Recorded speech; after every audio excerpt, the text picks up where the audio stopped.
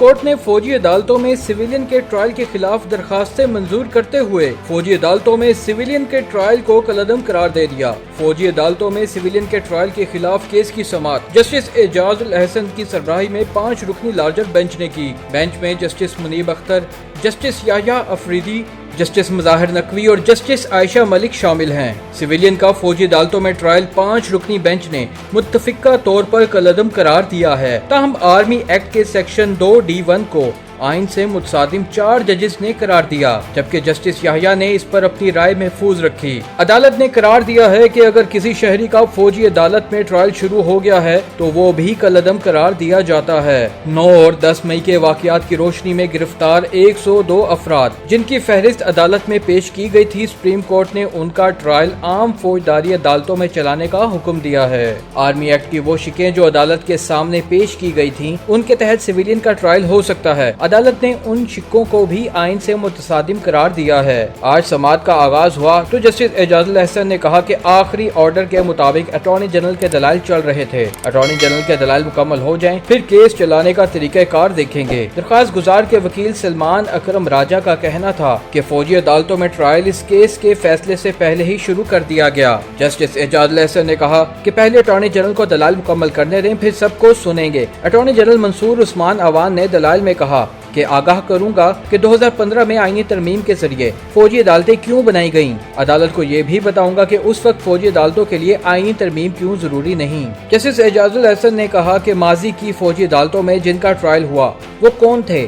क्या 2015 के मुल्जिमान आम शहरी थे, गैर मुल्की या दहशतगर्द? अटॉर्नी जनरल मंसूर उस्मान अवान ने बताया कि मुल्जिमान में मुल्की और गैर मुल्की दोनों ही शामिल थे। साल 2015 में जिनका ट्रायल हुआ उनमें दहशत गर्दों के सहूलतकार भी शामिल थे। मुल्जिमान का ऑफिशियल सीक्रेट एक्ट के सेक्शन 2D के तहत ट्रायल किया जाएगा। सवाल पूछा गया था कि मुल्जिमान पर चार्ज कैसे फ्रेम होगा। आर्मी एक्ट के तहत ट्रायल में फौजदारी मुकदमे के तमाम तकाजे पूरे होंगे। 9 मई के मुल्जिमान का ट्रायल फौजदारी अदालत की तर्ज पर होगा। फैसले में वजूहात दी जाएंगी और शहादतें भी रिकॉर्ड होंगी। आइन के आर्टिकल 10A के तहत शफाफ ट्रायल के तमाम तकाजे पूरे होंगे। हाई कोर्ट और फिर सुप्रीम कोर्ट में अपीलें भी की जा सकती हैं। अटॉर्नी जनरल का कहना था कि 21वीं आईनी तरमीम इसलिए की गई कि दहशतगर्द आर्मी एक्ट के दायरे में नहीं थे। दहशतगर्दों के फौजी ट्रायल के लिए 21वीं आईनी तरमीम की गई। जस्टिस एजाजुल अहसन ने इस्तफसार किया कि दहशतगर्दों के ट्रायल के लिए तरमीम जरूरी थी तो सिविलियन के लिए क्यों नहीं? क्या 21वीं आईनी तरमीम के वक्त भी मुल्जिमान ने फौज या तनसीबात पर हमला किया था? अटॉर्नी जनरल ने कहा कि 21वीं तरमीम में ममनुआ इलाकों में हमले वालों के फौजी ट्रायल की शिक शामिल की गई थी। जो ट्रायल फौजी अफसरान को कबूल नहीं,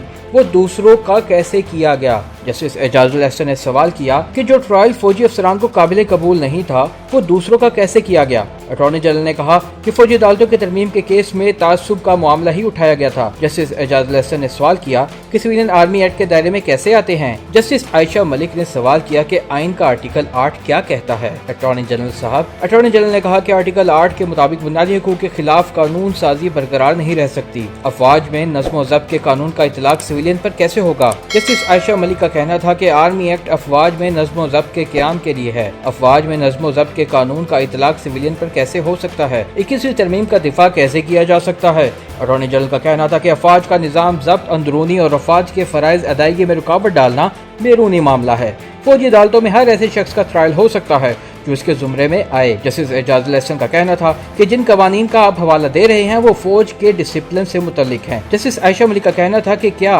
बुनियादी हकूक की फराहमी पार्लियामान की मर्जी पर छोड़ी जा सकती है? आइन बुनियादी हकूक की फराहमी को हर कीमत पर यकीनी बनाता है।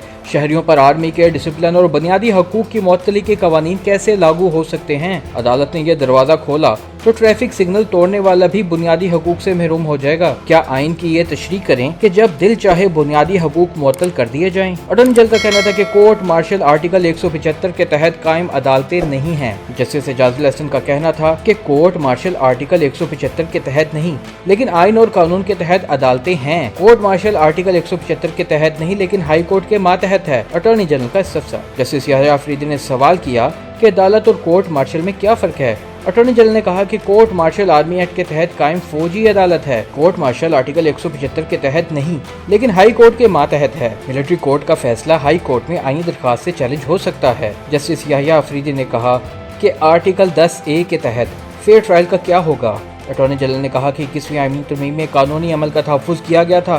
آرمی ایکٹ کا اطلاق اسی صورت میں ہوتا ہے جب جرم فورس سے متعلق ہو۔ آفیشل سیکرٹ ایکٹ تو پی ایم ہاؤس اور دفتر خارجہ پر حملے پر بھی لگ سکتا ہے۔ آرٹیکل 175 کی بنیاد پر کورٹ مارشل کا عدم قرار نہیں دیا جا سکتا۔ عدالت نے فوج کی تحویل میں موجود ملزمان کی درخواستیں واپس کر دیں۔ جسٹس اعجاز الاحسن کا کہنا تھا کہ فوجی تحویل میں افراد کی درخواستوں کے ساتھ بیان حلفی نہیں ہے۔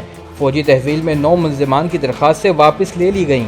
اٹارنی جنرل کے دلائل مکمل ہونے کے بعد سپریم کورٹ نے فوجی عدالتوں سے متعلق درخواستوں پر فیصلہ محفوظ کر لیا، جو اب سنا دیا گیا ہے۔